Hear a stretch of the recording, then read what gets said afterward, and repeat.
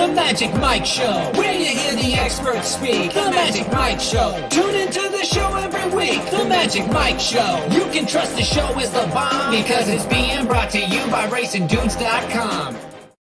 What's up, everybody? I'm Magic. And I'm Mike. And this is the Magic Mike Show, episode 516, Mr. Somich. Oh, man. I guess Gulfstream Park turf course. Huzzah! Oh, boy. We're back at Gulfstream Park, back on the turf there. Gearing up for the championship meet. I don't think it's officially started yet.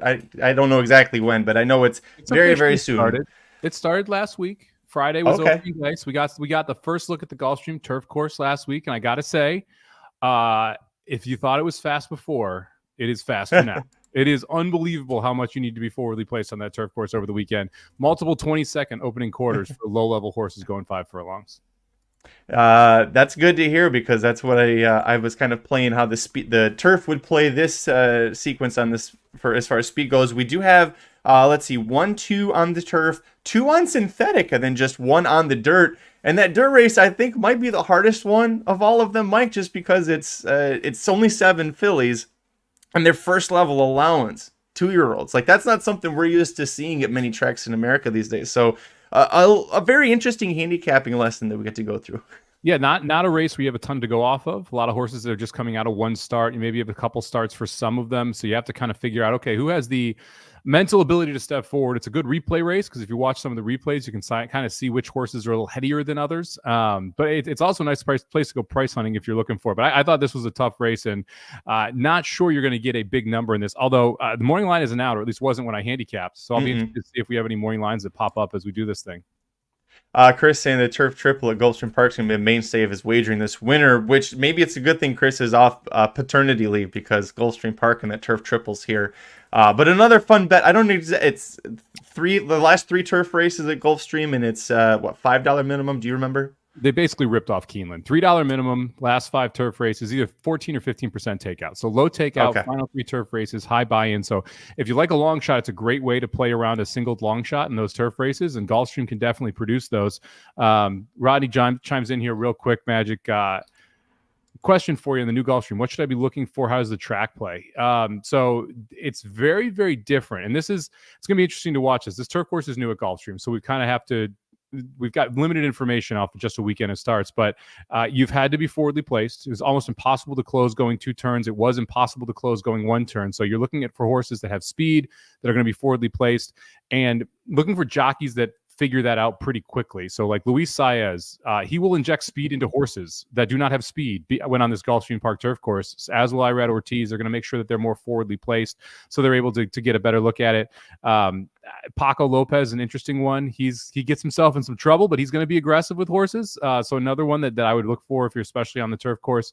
Dirt plays, I would say, fair to speed favoring. I think that, they're just, the mile and a 16th is a first finish line. So that one is a more speed favoring race, but any other distance along the dirt, I would say is speed favoring to fair. And then the synthetic, you really don't want to be on the lead going 2 turns. And that we did have 1 gate to wire winner this weekend. So it looks like the course may be evening out, but for its entire existence, 2 turns, you want to be coming from off the pace. 1 turn, you want to be forwardly placed. Yeah, it's always, I remember lone speed, speed on going 2 turns on the synthetic. It's always Mike's biggest thing. He says, don't do it. And there's always about once a month. There's one horse that, specifically a sequence we covered, that comes up and bites him in the ass on that. So, but generally, Mike is correct, and Mike plays Gulfstream every day. He is much more the expert than I am. One thing I would say, watch out for the Irad horses they'll be over bet all the time because he's Irad and it's the championship meet. If you're going to play an Irad horse, expect it to get bet, even if the morning line says, hey, it's 10-1, it's not going to go off at 10-1. And be very careful. Like, if you like that horse, you better really like it, because whatever price the morning line is, you're not getting that when the gate goes off. Do I make my proclamation again that Jose Ortiz beats him? Not this year. No, not this year. Probably not a good idea. Rosario going out to California, not going to battle for the Gulfstream title this year, so it'll be interesting to see what that does. Yeah, and Johnny V trading places. Johnny V is going to stay at Gulfstream. If he doesn't win the Santa Anita title, anyone who's a Rosario apologist needs to back up into the bush like Homer Simpson. The one other thing I'd say, and this was probably the best angle last year, was synthetic 2-turn horses that went early, that had early speed, that quit in the lane. So let's say they were first at the quarter pole, first half mile, first 6 furlongs, and ends up like 4th or 5th, switching over to the turf where they're able to get the lead, because the one course plays heavily toward closers and one course plays heavily towards speed. So if you have horses that are closing on the turf that switch to the synthetic, they get an upgrade. If you have speed horses on synthetic that switch to the turf, they get an upgrade because of the way that those two trend. Yeah, morning lines are interesting at Gulfstream too, because you're going to see a lot of fluctuation, a lot of 21s that go off at 5-1, and usually that means that the horse is live. Got a question for you, Magic. Did you Where will Pratt be? Well, he'll be... Pratt's going to be where the bitch is at. That's where Pratt be, baby. Sorry, what were you saying? Where's Pratt going to be? Where is he riding? I think Gulfstream. I don't think he's... I honestly don't know. I'm not keeping... You know what? As his number one fan, I've been lacking. Yeah, I would expect Gulfstream, but we'll see. I mean, if you want to do New York and you want to get the rides, like if you want to win the Saratoga title, which he does, you got to go to Gulfstream to get the Browns, the Pletchers the Motts that are going to go up there. Did you see the Saratoga news today? Or I should say the Saratoga rumor today? No. We are going to have 3 Saratoga meets in 2024. Supposedly the Belmont Racing Festival will be at Saratoga in early June. Bring your parkas. Well, that's June. It's still nice in Saratoga in June. Bring your light parkas. That would also mean that the Belmont is at Saratoga, which would be awfully interesting. And then there is rumored to be another 6-day meet after the summer Saratoga meet that will be a fall Saratoga meet before Aqueduct gets going. So that's what NYRA supposedly has asked for. Again, this is a rumor, not official yet. Wait, that last thing doesn't make any sense. You're just extending this summer meet an extra week? You are, but you're only running Saturday, Sunday. Extra 3 weeks, just Saturday, Sundays. Oh, still dumb, but I'm sure there's some stupid legal reason why they're doing that. And instead of just saying we're going to extend it and just run Saturday, Sunday the last 3 weeks. So we'll see what happens if that actually is official. But apparently that's what NYRA is going to request from the New York Gaming Commission. Well, okay. That's an interesting way to start. Belmont at Saratoga would be awfully interesting. I mean, yeah. People wouldn't bitch about it like they would if it went to Aqueduct, right? Where would the gate be for a 1.5-mile race at Saratoga on the dirt? like near the Wilton chute? Like they got to go 3 turns, right? I don't know. I'm not sure. Like I can't remember a 1.5-mile dirt race at Saratoga. They're usually like 1 mile and 5/16 because they don't want to be in the turn. Because 1.25 miles is all the way down the chute at the start of the final turn. So that also adds a little bit more intrigue as well. But we'll see if it actually goes down to official. But like if that is the word, I think that would be awfully interesting. And those turf races at Saratoga over Belmont Festival weekend would be awfully fun as well. They shorten it to 1.25 miles, people a bitch. Don't do that. Don't do that. You're already messing with fire by playing with fire by moving it. Don't. Well, I mean, the word Belmont's not going to be open, so they got to put it somewhere, right? And it's better than Aqueduct. Well, I think that's the reasoning, right? Is why would you go to Aqueduct with it why wouldn't you go to Saratoga? Finger Lakes. That's where we need to move it. Finger Lakes. Yeah. No. Nobody ever. Tony Cal is finally getting his ass out of Finger Lakes too, which is great. Anyways, we're not talking about anything. We're talking about Gulfstream Park Thursday, late pick 5. Let's get into it, buddy. Rise up.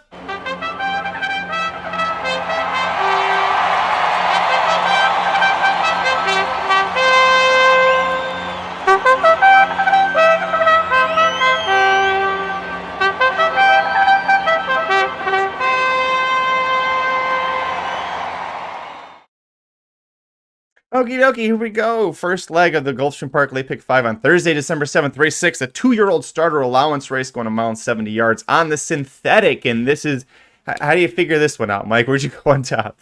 Well, I'm really interested to see what the odds are here, right? Because we got Irad on a Maury horse, but that horse went gate to wire at Balterra. So interesting that Irad shows up on this horse. I'm going to go to the International Invader here. Give me Jack Sisterson and Luis Saez on the 4-horse Seagal here, coming over from Ireland. Won a 7-furlong race there. Was toward the back of the pack. I thought made a pretty nice run. It was a low level, right? It was a claiming race, only 10,000. Got 6,000 for the win. So he didn't learn too much. The time form number's not great. But the fact that Sisterson takes the horse, the fact that Saez takes them out, makes me think that this is one of those horses that could take a nice step forward. I think is going to have that style that we're looking for, that we're talking about, to be able to come from off the pace on the synthetic. And I'm hoping the price is right. I really don't know what the price is going to be, but I'm hoping the price is right. And we get somewhere around the 5-1 number. So I had a single in this spot to kick things off, and this was second up for me. And first of all, did you know they had claiming races in Ireland? I had no idea. I was like, huh, I mean, they have claiming races. They have to have claiming races everywhere, right? I don't know. I mean, like, how much their purses can't get much lower for a lot of their races in Ireland. How much lower can you go for claiming? Like, are you handing out like peanuts to get to claim a horse? Like, what's I don't know, a pint? Well, I mean, if that was 6,000. I mean, the claiming couldn't have been too much more than that, right? Depending on which track you're at in America, that is just a few pints, so you're not sure there. But yeah, lots to like about this horse. Doing a little looking up on the breeding, the distance, the stretch out should be well within this horse's right. And again, Saez hopping aboard, I went, yep. Boy, if my single gets scratched, or if I end up getting something else screwed up with scratches here, I'm gonna really look at adding the 4. Single for me. You mentioned don't ever play Sloan Speed or Speed going 2 turns on the synthetic, so I'm singling the 5, tap it 3 times. A horse that may go to the lead, but I think the 1 Severance is actually going to try and do that. That horse is stretching out from a 5 furlong race into the rail. I think the 1's only shot is to just get out of there and try to get going. Tap it 3 times actually did show out in the debut, the only race, that he could sit off a little bit and then power home. This horse is projected to be the speed, but again, I think the 1 could end up doing that. I like the fact that the horse got claimed for 16K, sight unseen, out of that debut race, shows up here protected in a starter allowance spot. And it was the same course, the same distance, and a capable barn with Orsino and Sammy Camacho Jr. I think I would call this a lateral move with the Jerry O'Dwyer barn.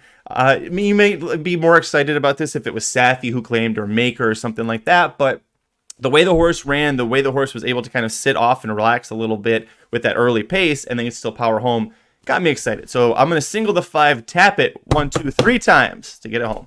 Yeah, I ended up going with tap it 3 times as well as my other 2. I'm only going too deep, going 4-5. I agree with you that I don't think the 5 necessarily is going to make the lead. I mean, I think the 3 is interesting as a lead horse here as well. Went 23.47 last time out, 22.46 in the opening race. Both of those would be faster than what we saw from tap it 3 times last time. The 1 I think is probably going to end up sitting right behind the 3. I'm a little worried the trip for the 5 is going to be that 2 wide trip all the way around.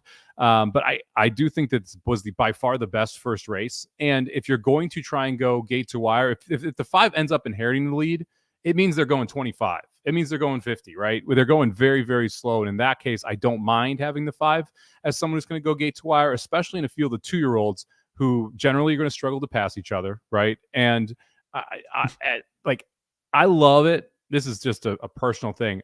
I love it when horses get claimed in the lower to medium claiming level, their first start as a maiden, because that means that they heard something, they saw something in the workouts. There was a reason why that horse gets claimed for 16, and then they brought it back protected, so they believe they're correct. And to me, that is usually a big sign that there's some talent in the horse. So I just went 4-5. I had the 1 as my next horse up, and I almost had the 1 in, but cut it because of budget reasons. I think the 1 probably sits a really nice trip here and does not get bet at all for a couple of reasons. First off, the connections, not exactly household names. The trainer's 2 for 84, the jockey's 5 for 62. Also is 31-1 first time out. So I don't think we're going to see, you're going to get a very good price on Severance, and that probably ends up being my tournament horse in this race, but I'm going to use the 4-5 to start out the pick 5. We'll move on to the second leg of the late pick 5 at Gulfstream Park on Thursday, December 7th. Race number 7. We've got 11 2-year-old maidens sprinting 5 furlongs on the turf, and 4 of them are first timers. I singled the first race, Mike. I chickened out. I hit the L button on this. I got through about the 7th horse and was like, this race is a crapshoot to me. That a lot of these horses I thought could win. I was going over half of the field that I wanted to use on my tickets, so that's why I hit the L button. Who's your top pick? Yeah, I don't fully blame you. Not an easy race to handicap here. I went with the rail horse here, Bourbon Boss. This is one that started out on the turf, went 7 furlongs at Kentucky Downs. I thought ran really well. Can Group ended up winning that race. Came back and won a stakes after that. I came back at Churchill and ran a really good race in a restricted maiden special weight. Ended up just getting beat by Anna Marie there. Last time out, went a little bit faster and was forced a little bit wider than I think this horse wanted and faded off it. Now you're inside. I think this is the fastest horse or one of the couple fastest horses in the field. So I love the draw of the one post. We talked about speed on this turf. Inside speed specifically can be very, very dangerous. So I went with the one Bourbon Boss on top here. I'm going to go to the bookends and go to the 11 Silent Heart on the outside as my second pick. This is a horse that debuted on the turf again at 5 furlongs over at Indiana Grand. They were so impressed with that. They sent him out to Churchill Downs. Unfortunately, the race gets taken off the turf. Not really a great spot to draw. The 9 of 11 going 5 furlongs at Churchill. The horse still ran very, very well. Took a nice step forward. Lynch, one of those trainers that it's been pretty good so far this year at 15%. And you get Cy as a board, which, well, I mean, I know a lot of people love Mitch Merle, but it's an upgrade to get Cy as a board there. And now we're back to the turf where I think this horse wants to be. So I'll take the 1 in the 11 as my top 2 horses here. Yeah, no shade of Mitch Merle, but like his nickname is Bet Mitch Get Rich. Sias doesn't need a nickname because you're too busy cashing those tickets to try and come up with something for him. I'm with you on this. Dr. Tang agreeing with you. He loves the 1 Bourbon Boss, Speed of the Speed. I love the 11, but and you probably have this concern too. That post is going 5 furlongs. You're just like, oh man, there's so many things could go wrong. You need everything to go right in a big field turf sprinting. So I do like that horse. I don't have any issue with that. Another one that I really like, the number 2 debuting, Soar Richard. This is a son of Omaha Beach who's been super hot as a sire. Margada is going to get Paco Lopez to ride. They're 2 for 4 in the last year together, 3 for 4 hitting the board, and Paco 21% overall in the last year. This is a breeding play, but I really think the fact that this horse being by Omaha Beach with Paco aboard, some decent works, that 48-1, the last work getting ready for this. I think this horse, is, as long as he breaks clean, is going to be a part of it. It's just a matter of what kind of trip does he get being from the 2 post. Yeah, this is my third pick. I agree with you on the sire perspective. Omaha Beach, 14% first turf winners, 28% first-time 2-year-old starters. That's a hell of a number. No matter how deep into your career you are, Omaha Beach only a couple classes in. I really like the workout pattern on this one as well. 4 lackluster workouts, and then the last 2. All of a sudden, we're doing 12s, both 48 seconds for 4 furlongs. So you have this slower set of stamina building workouts, and then you've got 2 very nice ones. Now you show up at the track. I think we're going to see some speed from Sour Richard. So this is one of the reasons that I want to have like this horse in here. I think you've got early speed. I like the pedigree, and Paco's a send jockey. So I do think you're going to see the 2 horse in a good position here. Probably 2-3 wide, somewhere in there, unless Paco decides to tuck and then play bully ball to get out on the far turn. But I'm hoping we get a decent price here because this is a pretty competitive field. Last horse I used here was the 9 horse Fastest. This is a Buchero horse, which generally do very well in the Florida turf sprinting. Saw this horse for the first time on synthetic. I thought ran an okay race. Just kind of ran around the track, but didn't ever really threaten. Was in the 9 post that day. Draws the 9 again today. Jaramillo rides back for this one. Cassie, he gets some interesting horses down here in Florida. Generally, Woodbine is where you really want to be using him. But when you see a Buchero sell for $100,000 and he stands for 5, it's generally because the horse has early speed. And we didn't really see that in that first race. And you go back, you watch the break. Wasn't really a reason why we didn't. I think you're going to see a lot better version of Fastest. And I think you're going to get a decent price on him. Yeah, I like that horse as well. A couple other ones to touch on real quick. I wasn't in love with horses like the 10. Wazara didn't make your ticket either. It's Pletcher, it's Velasquez, and it's probably going to get bet. But like we tried 3 dirt sprints. Last time tried to get on the turf and it was rained off. But this feels like I know second time trying the turf and they'll get on there. But Pletcher doesn't usually keep misfiring with dirt horses and then get them on the turf. Now, up to the mark is an exception to the rule, very recent, but other than that, usually not something. So I don't like that. And the 8 and the 9, it's like, what are they doing here? You look at the breeding and go, you should be trying 2 turns, not 5 furlongs with those breedings. So yeah, pass on those. The 3 or the 4 interest you at all? Crash the Gate's going to be first time gelding.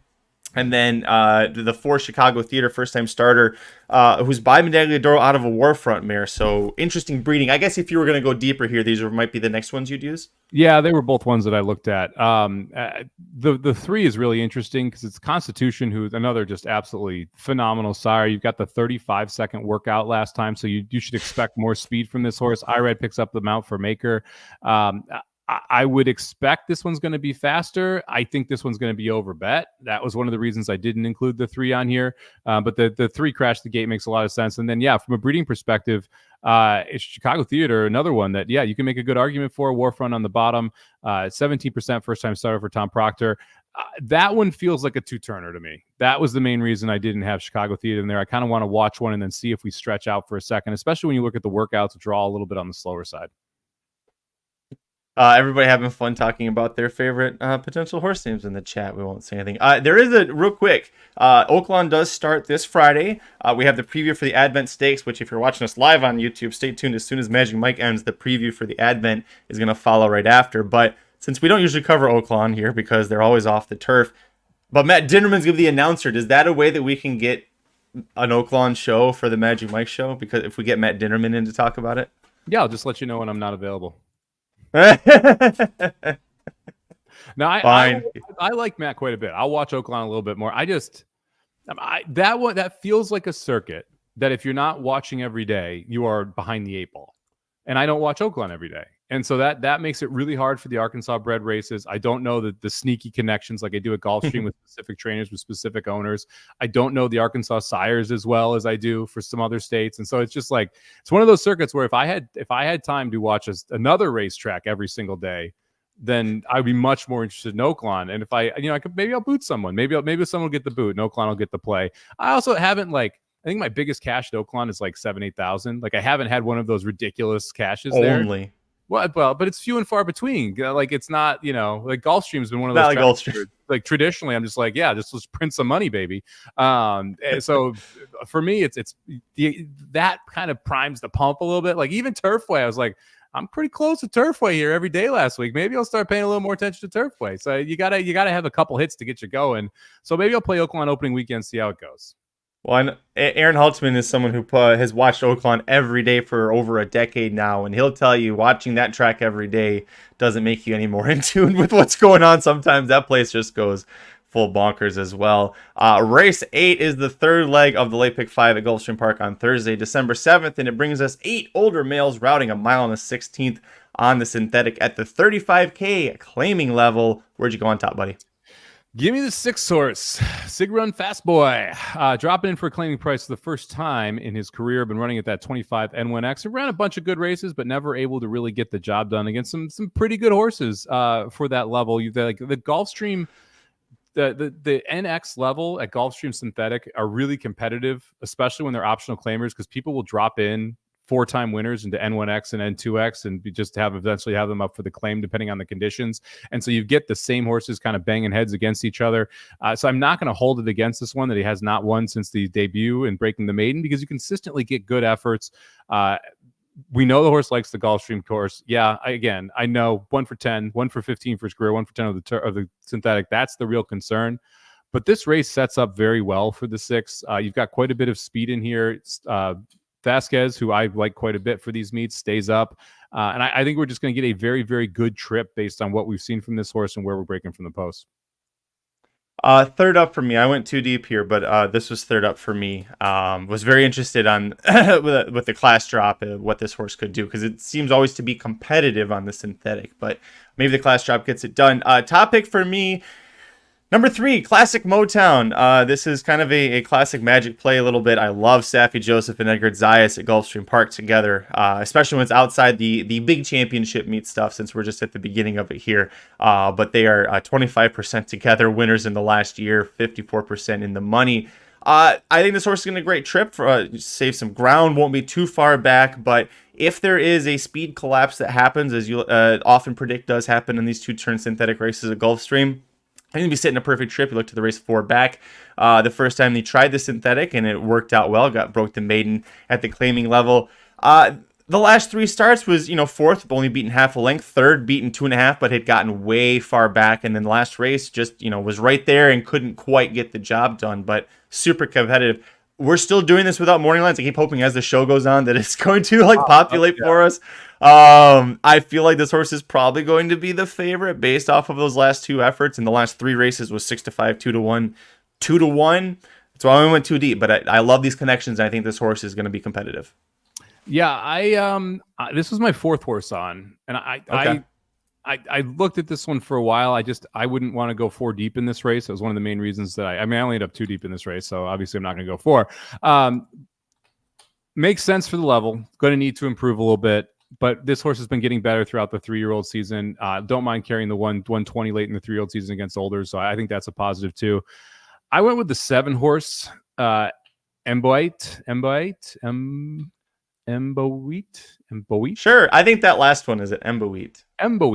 I went with Emboite here. And this is like, look, we talked about you don't want speed going 2 turns. This is like dead lone speed. And it's a horse that's dropping significantly in class as well. And so the combination of the two, with the fact that I think I have the other real threat in the race, Sig Run Fast Boy, I'm willing to take a chance here. Maker gets Paco to take them out. Horse has been running in $90,000, $80,000 allowances, $100,000 allowances up in New York, and been competitive in those. So like Celestial City, Easter, Steady On, Exact Estimate, all horses that would absolutely crush a field like this. First time trying the synthetic, so that's a little bit of a concern. But Maker 21% when switching from turf to synthetic, 19% overall in synthetic, 23% with Paco. All those are very good numbers, and I think we have just a dead speed edge. We'll see what we have to go from a pace perspective, but this just screams like 24 and change, 50 and change, and all of a sudden, Emboite is kicking when it comes toward the lane. So for me, it was just 6-7 here. I actually like the 4 quite a bit. King Silvio. If this one makes it in, I'm interested, and this is part of because I know this track pretty well. This horse faced a lot of tough horses early in its career. I mean, Big Invasion first race, James Aloysius second race, Grand David third race. Breaks the Maiden in the next one will kind of sort of gets put up. Remember KC Chief from last year? KC Chief was one of those horses that just kept winning on the synthetic. That is not an easy race. Takes a really long time off, goes up to Meadowlands, runs okay, and then comes in here. Second start off the layoff is a Son of Tappet, 4-year-old gelding, just ran a 36 second workout over at Tampa Bay. This would be the one where, like, depending on the price, this is one I was like, can I fit this one in the ticket? Because I think you're going to get a number, and I think this horse is live. Yeah, I agree. This is 4th up for me. So I was 3, 7, 6, 4 in here. So we had the same idea with these horses, just a slightly different mix there. Fun fact about the trainer, Julie Stormfelt, her very first starter ever as a trainer on her own, December 1st at Gulfstream Park, 2023. She has had 5 starters. She actually had 4 starters on the 2nd of December. So she was like, hey, I got my first one in. Let's do 4 more the next day. Still looking for her first win, but 2 of those horses have finished 3rd, and she is a former Mark Cassie assistant. So comes from some good pedigree from the training side there as well. So best of luck to Julie Stormfeld. I'm sure that's not the last time we're going to talk about her and her horses on this show. Good mounts. She's had good horses. I mean, like, all of them have been like legitimate, considered to use horses for coming in, and a couple of them have come from the Cassie barn as well. So not a shock that she's an assistant or was an assistant there. I am a NASCAR driver, Pedlo. That's correct. The penultimate leg of the late pick 5 at Gulfstream Park on Thursday, December 7th, race number 9. We have 7 2-year-old fillies sprinting 6.5 furlongs on the dirt at the first level allowance. Woo, this is a interesting mix. We don't usually get to talk about this unless it's like Churchill Downs Stars of Tomorrow 2 card. Where are you going on top? I'm going to go with the 5 horse. I almost singled here. Fiona's Magic, who I think is the speed of the speed. Maybe. Look, but we talked about trainers that have some success. Michael Yates, one of those trainers where if you don't follow Gulfstream, you don't really know him, but he is someone who has success around the Florida circuit. That last race I thought was really impressive. The horse didn't make the lead and was still able to win and draw away from a field, never really asked. Now you get her second off the layoff after a huge performance and a nice step forward there off the first race. So I went with Fiona's Magic, who I think is going to be able to sit outside of some of the other pace or go make the lead if she needs to. But I think she's got a very good shot in this spot. I'm trying to find something like I see somewhere there around 5-1, which I think would be a very, very high price. Let's see, Fiona's Magic was 5-2 in her debut, which I bet her in that debut race, and she got second. And then she was 3-2 last time out when she dominated by 7 lengths. Third up for me in this race. I'm sorry, 4th up for me. I went 3 deep here. I would like a different jockey aboard for Michael Yates, but it's interesting to know, like you mentioned, he dominates the 2-year-old Florida bred circuit. You can make a lot of good money betting his 2-year-olds early in the summer when nobody's paying attention to Gulfstream, because they can, like, this horse was 5-2 on her debut, and she really shouldn't have been. No. But I wish we had somebody better than, no offense to Rivera, give me somebody different than Rivera who can ride. I like that we're giving the bug some attention here, but I guess it's not a stakes, but I don't know. I just had like a little more confidence for a horse that's a lot of 2-year-olds. You're just going to go. And then after 4 furlongs decide that they're done running. You need to get a jockey who's going to be able to control that horse and get it to ration speed and then take off. So that's my one knock on Fiona's Magic. I don't disagree with you. I mean, I don't mind the bug because the 7 pounds can matter a lot on a 2-year-old, even at a 6 furlong distance. And then the fact that he rode last time gave me a little bit more confidence as well. Mm-hmm. Yeah, all great points. Top pick for me, number 6, Bourbon Breeze. I read Ortiz Jr. hopping back aboard a horse. It was a very sharp debut winner at Keeneland on October 6th, won by over 3 lengths, going 6 furlongs there. Stretched out to a mile at Churchill Downs. Didn't have a great start, but also was facing a horse in Torpedo Anna who won by 9 lengths. This horse was 9 lengths behind second, and Torpedo Anna was 9 lengths ahead of the second place, but didn't have a great start. And I think that the distance probably wasn't her best, but cutting back here, I'm hoping because of that 4th place beaten 18 lengths that get better than 5-2 on this filly here with Irad hopping back aboard. But Irad getting on this horse and the way that she ran without needing the speed, she could stalk, she had a little bit of trip trouble and still won her debut. I'm really excited about this. Daughter of Omaha Beach, who we talked about earlier. Yeah, I like her quite a bit as well. She was my 3rd horse, but she did make the ticket for me. Riley Mott, I know, friend of the dudes, one of those trainers that you got to keep your eye out for. His horses are starting to run quite a bit all over the place. 1 for 4 right now at Gulfstream, 20 for 163, 12% for the year. Interesting that Irad picks up the mount here. If Irad is riding for Riley, I think that's probably going to be a pretty good trend. They're 1 for 1. We need a little big sample size before we can officially say that's right. But I'm guessing he's getting first call. And because, Bill Mott, the father of Riley Mott, you're probably getting the agent to pay attention when Riley calls because of who his father is as well. So I think you're going to see a pretty good meet here from Riley Mott down at Gulfstream. So I like Bourbon Breeze quite a bit. This is the horse of all the horses that can at least close, that we know can close. And there's a lot of speed in here. So I do think the 6 has a pretty big shot here. I went to the rail as my second pick. Sweet Hazley, who I think has a shot at going gate to wire, talked about how the dirt does favor speed a little bit over closers. The 6.5 has me concerned a little bit. But you go back and you watch that first race. I mean, that was a heck of a race there. Went 22 and change, 45 and change, never really threatened, absolutely ran away from this field. Trainer 6 for 27 overall. It's for this year, 27%. Reyes, not the best jock in the world right now, 4% at the meet, but 14 overall. Ridden 2 of the winners here for this trainer over the last year. The workouts since that race have been solid. I think it's all systems go from the rail for Sweet Hazley. The question is, she's going to take more pressure. The question is, how much more pressure will she take? If it's not a ton, I think she is dangerous on the front end. She pulled a little bit of a door knock, which we didn't talk about door knock in the Remsen, but that debut, she came off and was like a little too close to the rail, but she's familiar with the rail, and now she breaks from it. She's going to go, I'm used to you. Yeah. I can handle you. So this... misnamed. Should be rail knock. Rail knock, yeah. I was trying to work something like that into the title, and it was forcing it too much. But this was my second pick. I like Reyes. By the way, you mentioned Reyes is 2 for 10 for the barn, 8 for 10 in the money. So they're running very well for Reyes when he's aboard for Paul Valerie. I'm guessing this is a former trainer. I think he was a Caribbean trainer. So kind of like Safi Joseph, who's from Barbados, coming up this way. But he'd run a horse before this year. He'd only had 1 horse, and it was back when, you remember Gulfstream used to hold the Caribbean Classic, where they have all the So he had a starter there, but otherwise. But the horse is 22 starters this year, 6 wins, 4 seconds, 5 thirds, according to Equibase. So 15 for 22 in the money and 6 winners. That's not just racing luck. That's just good luck right there. Those horses are doing well for him. Third and final horse for me, number 4, Contessa's Song. This horse debuted at Monmouth Park, set the pace, and then faded. Came back going 6 furlongs at Delaware Park, and sat off a little bit, ended up powering home to win by over 3 lengths. I like that Jorge Delgado, the trainer, took time off, didn't push this horse into any kind of a stakes race. There's a smattering all over where she could have gone, and instead waited, let her develop a little bit, and now is targeting this. I think being by 3 cents out of a Birdstone mare, 6.5 furlongs is better for her, a little bit more distance, but I really like that she was able to sit off a little bit and power home, and you've got an aggressive jockey in Jaramillo hopping aboard, who does okay for the barn. So this one made the list also over Fiona's Magic, because I'm guessing this one will get a much better price than the 5 when the odds are up. Yeah, I would assume so. Fiona's Magic, I'm seeing 5-1. The 4 contested song 8-1 for projected odds. Okay. I expect that contested song is going to improve. I'm worried it's not going to be enough. That was kind of where I landed on that one. You could have gone door knock. Who's there? The rail. No.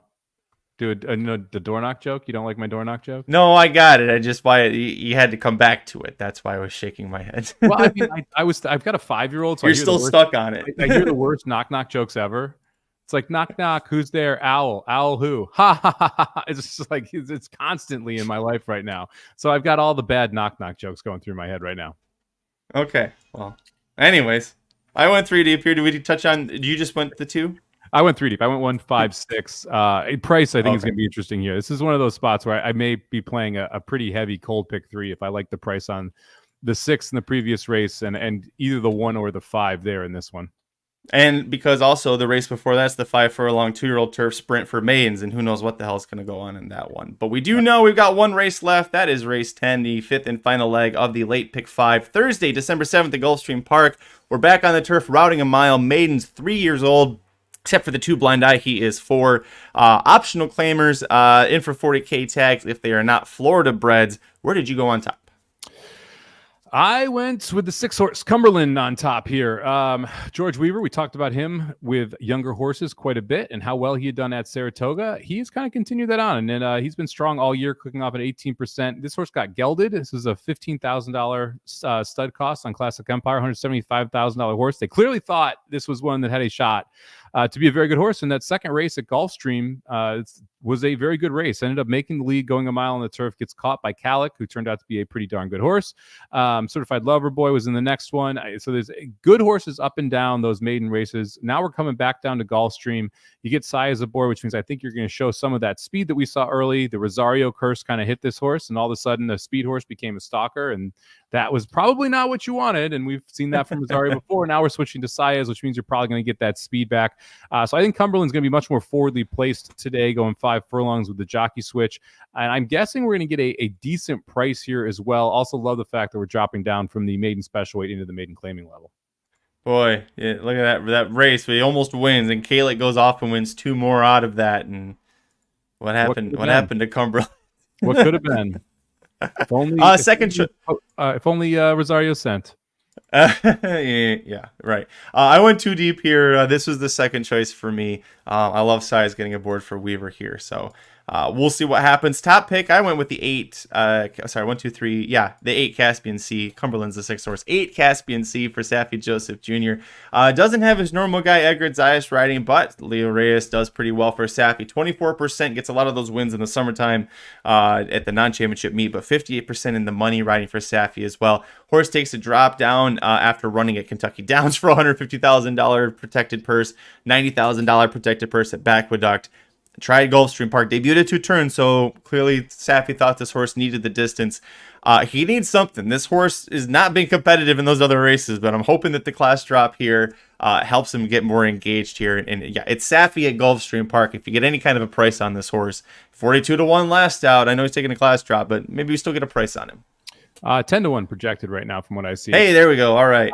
I can't with the closing aspect of it. That was my biggest problem. This horse, I mean, the draws have been brutal. Okay, 7 of 7, 10 of 11, 10 of 10. So you got to, take that into account here. But 8 of 10, we're improving. All right. Yeah, a little bit better. But this horse is, lengths behind a 47.5.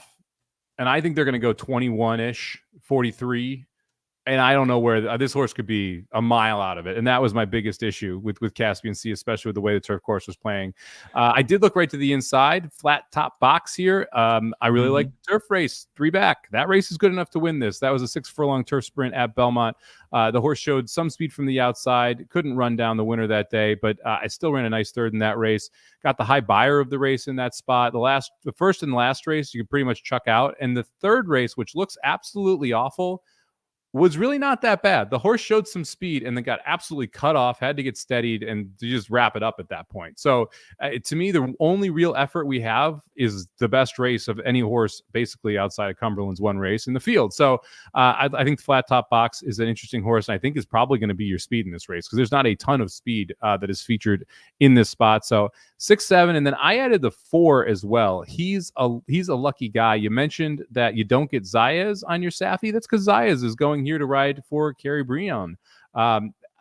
Little concerned about the speed aspect of this, but did show some speed at Colonial. I was at least attending the pace in a 47-second half. Going to have to be a little bit faster, but the workouts have been a little better than what we've seen leading up to those races.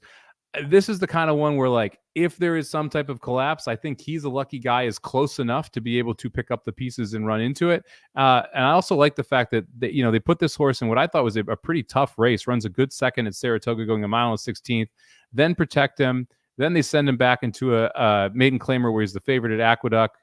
And now we're getting into a turf sprint here. I'm hoping the turf sprint is what this horse wants to do. Street Cry out of a Holy Bull mare should be faster early if they ask for it. So I'm going to go 4, 6, 7 to close it out. I can look at this 4 going, why is Zayas here instead of the Safi horse? I mean, I can look at the races 2 and 3 back, but it's not a barn that he rides for either. No. So it's very to your point. It's intriguing that this horse is there. As far as Flat Top Box goes, I wish this was a sprint race for this horse and I could play it second off because we got a little bit of a layoff, 3 months. Maybe racing in the mud kind of threw this horse off a little bit. Go sprint and then go back to routing, and maybe that's where you catch it for this horse. But Flat Top Box, very intriguing with Irad riding, and you're right. I don't know who else would possibly go. Maybe Song on the Radio. Paco, this horse has come out of a 6 furlong dirt sprint. Could you see him go to the lead a little bit? Maybe the 1. Don't answer. Yeah. Like if you want a price, you want to get like frisky, maybe a tournament horse is the 1 or the 2. Both of them should probably be more forwardly placed, but the 1 specifically coming out of all sprint races, not sure if we can get the distance, and is definitely left something to be desired with all of the career 15 maiden races. But that's the horse who I think may be able to get out to the lead early, especially breaking from the rail. What about this? Well, last one we'll talk about. Rob brings up the 10. Trust me, I'm a doctor. 2 sprints, now a route. Debuted on the turf, tried dirt at Laurel, and now back to the turf here. So you got that angle to go with. The post is going to be an issue, but not a bad horse to use. I think if you could go deeper here. Yeah, it depends on the price. Post is a little bit of a problem. The horse does have some speed. Hate the name. Haven't trusted a doctor for years. But other than that, I don't think the 10 has a completely no shot in this spot, right? You're welcome, Doc. This is another one where, like, if you're spreading, like if you want to single Magic's 5 in the first race and you want to try and single the 5 in the last or single the 1 in the last, I would choose this race to spread more than I would that turf sprint that we talked about earlier, because this race, it's more murky at who's going to get the lead. And you've got a couple other horses that could fall in that could get really interesting here. Because like the 1 I think is interesting, the 2 is interesting, the 4 is interesting. Obviously, like the 6, 7, the 8, if for some reason it comes back to him, I think has a shot, and the 10 I think has a chance. So up and down, there's quite a bit of opportunity to win this race. And let's see, right now the projected odds have everybody under 12-1 except for the 9 horse. Wow, yeah, that's murky. So, yeah, just like doctors.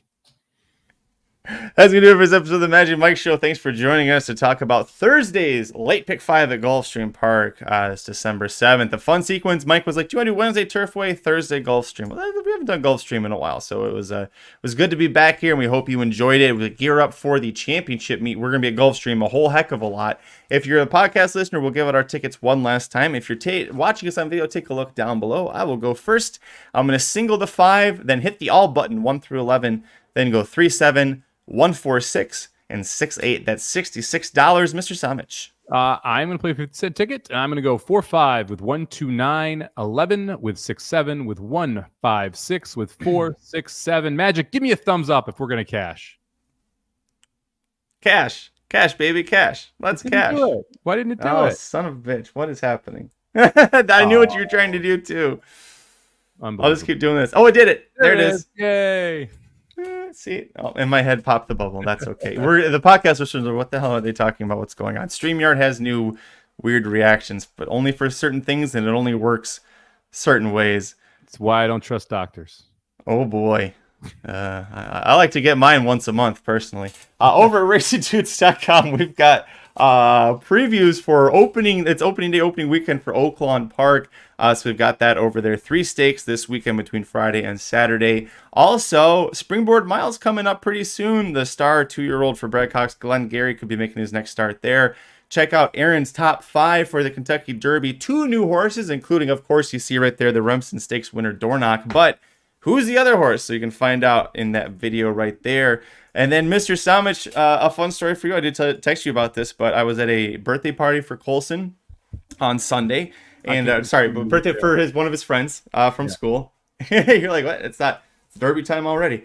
Yeah. And the dad that was hosting it was like, we were talking about different things on YouTube that we watch. And he said, yeah, you ever watch VSiN? I love VSiN. I said, yeah. I said, who do you like on VSiN? And he's like, the morning guys, they're pretty good. And the guys after them, they're all right. And I was like, what about Mike Somich? Oh, yeah, Mike Somich. He's really good. He's real sharp. I was like, yeah, I agree. He's really sharp. So without prompting him, I then told him that I knew you. But without prompting, you got some praise from a dad in Calabasas who loves your work on VSiN. I love you. You texted the group. You said that you met him and that he knew me, and you didn't say whether or not he liked me or not. So I just assumed he hated me. He did like you. It was you should know that if I say nothing, it means he liked you. That if he said he didn't like you, I would have told everybody immediately. This guy was laying into Somich, said he doesn't know his ass from a hole in the ground. So give me his number. We'll take his bets. There you go.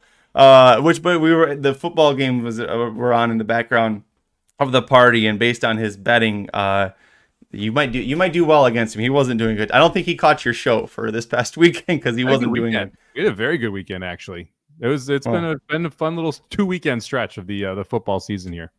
Over at RacingNews.com, one thing that I did want to bring up in case you weren't aware. So we have the premium picks that Aaron puts together, and there's the Rockets and there's the bombs that Mike does. The premium picks, we actually have it free every single day, 7 days a week. You get 1 track for free. So just go to Racing. I'll show you here. Go to RacingNews.com. You click on free picks. Free premium picks drops down. And so for today, Monday, December 4th, boom, you've got 10 races at Zia Park, and you get Aaron's top 4, what he wants for exacta trifecta. So if you've ever thought about trying the premium, you weren't sure what they were, what they looked like, how they would perform, we got it right here. We got it for you to try. So you can just check that out right there over at racingnews.com. And of course, the best bets as well. And as I mentioned, I meant to bring it back to this, Mike Somich. What's your schedule for VSiN? Let the people know. Be back in Vegas this weekend. So to Thursday. Thursday is 3 days away. So I got some time. Thursday morning, be on Lombardi Line. Friday afternoon, I'll be on Sharp Money from 2 to 3 with all the football picks running through the board on that one. And then live from 4 to 7 Pacific, Saturday and Sunday, talking everything NFL. No college football. Now. We're out of the college football season until these ridiculous bowls get going with all the opt-outs. Yeah. I'm glad we don't have to worry about that. It's like horses all qualifying for the Kentucky Derby and then opting out. It's like, well, I'm glad we spent 6 months covering your ass for you to do that. It's ridiculous, man. Philip, hit me up if you're going to be out there. I'll be at Circa. Anyone who's in Vegas, I'll be at Circa Saturday, Sunday if you want to hang out, grab a drink or something. Somich, I can at Circa. Just shoot me a DM on Twitter. I can help you out, Curtis, if you need some help. I don't even remember what I was going to say. Oh, yeah. Well, the opt-outs are ridiculous, man. I am happy. Like, I bet Missouri plus 6.5. I didn't expect the quarterback to enter the transfer portal for Ohio State. I didn't think Harrison or the other wide receiver and Jigba were going to play. But they're both out. So that's a positive. That game's now down to 2.5. I did bet Alabama plus 2.5, Washington plus 5, Washington money line right when those came out because I think both the dogs are the better team in both those games. So happy to catch points. Happy to see the SMU Mustangs beat Tulane last weekend. You're not on the dudes who bet daily, but I was playing SMU for several weeks. Shadi would put together fun little videos of my rants about the Mustangs. So that's all that was. Anyways, thank you so much for joining us. Make sure you catch Dudes Who Bet daily every Thursday, Friday, and Sunday at 9 a.m. Pacific, noon Eastern, and then an hour earlier on Saturdays. So that might change because college football is done, and that was the only reason they did that. So I don't know. Ask Aaron. I don't run that. That's not my circus, not my monkeys. This is My Circus. Thank you, with Mike. Thank you for joining us for this one. You can follow us on Twitter. I am at Curtis Kalleward. He is at Somobomb 18, number 1, number 8, Corporate Overlords at Racing_Dudes. Any final words, Mr. Somich? Didn't bet the game tonight. Think it got out of hand. I do like. I'm really interested, and this is just like a theory thing, so I don't actually know if this is going to work. But the in-season tournament, this is the first year of it, and a major trend. Like, first off, if you've watched the NBA and these in-season tournament games, everyone is taking it very seriously. Like, the Celtics coach was fouling someone intentionally to try and run up the score up 30 points in the fourth quarter because point differential mattered in that game to see who got into the next round. So they're taking it very, very seriously. If you historically look at game sevens, they are generally 10 points under the total from a game 1 or game 2 in the playoffs. And game 1 and game 2 are generally lined lower than the regular season games. If the idea of a one-game playoff means you play this like a game 7, which I think is possibly in play here, these games all should be about 15 to 20 points lower than what they're currently being lined on the total. So we've got 2 games tonight. I like the under in the second game. The first game is Indiana and Boston. Indiana plays absolutely no defense and runs at a crazy pace. The total is 244. I'm a little scared of that game. I think the second game, which is Pelicans and somebody, is going to be a better a barometer to see what it's going to be. They already played earlier this year, the Pelicans, and I can't remember. Yeah, do not bet a Pacers under. I agree with Curtis. Let me pull it up. Right. The Pelicans are taking on the Kings. They already played earlier this year. The total in that game was 234. The total tonight is 237. So you're actually getting a 3-point higher total than a regular season game for what is essentially a game 7. So if it holds tonight and both these games goes under, I'm probably playing the unders blind for a while in this in-season tournament. That's crazy. Well, that's the kind of information you get on VSiN with Mike Somich. It's a theory, right? This is a hypothesis. We'll see if it's accurate, but right now it's a hypothesis. So not going crazy. It sounds smart. It does, doesn't it? Like, logically, it completely tracks. It's the question of whether or not they actually play it like a game 7, if they're actually tight in these spots. I think in the semis, you're going to see it even more since it's a neutral court. That's going to be played in Las Vegas versus the home courts. But if you have a more defensive intensity, if you have your actual playoff rotation, if you shorten your benches, all of that tends to lead toward an under. So we'll see if we get that tonight. There's 2 more games tomorrow. If they go under tonight, we got 2 more shots tomorrow night to play the unders. I got Trevor Lawrence. My one Monday Night Football bet you reminded me. Trevor Lawrence over 1.5 passing touchdowns is plus money right now, plus 100. You can get that. The Bengals NFL worst 389 passing yards allowed per game. So as long as they don't just get it really close and keep running it in, Trevor Lawrence should have a good game. So that's my bet. Over 1.5 touchdowns, plus 100. ETN banged up as well. He's got a rib injury. Dearness Johnson, backup running back. 4-1 to score a touchdown. Highly likely, if they get in a blowout, that you're not going to see a lot of Etienne, and there will be running the football. I have the Bengals as the 28th best team in the NFL after losing Burrow. That defense is atrocious. So I think there's a good chance Dearness Johnson gets in the end zone. You get a 4-1 price.